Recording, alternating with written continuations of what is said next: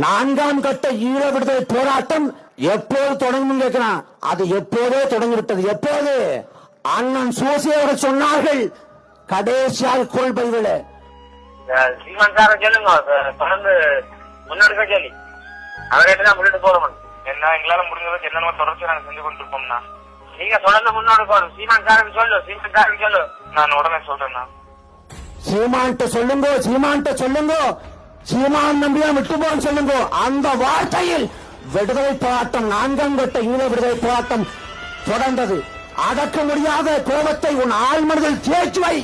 ஒரு காலம் ஒருவனையும் விடாது, மொத்தமாக்கிறது. அந்த கருவறுக்க வேண்டிய காலம் நெருங்கிக் கொண்டிருக்கிறது. இந்த கட்சியை நாம் தொடங்கி நாம் நகர்த்தல, காலம் நடத்தி கொண்டு போகுது. நீங்க சத்தியமாக நம்புங்கள். நாம் வாழ்ற காலத்தை தமிழகத்தை பார்க்க போறோம். தமிழகத்தை படைக்க போற தலைமை நாம் தான்.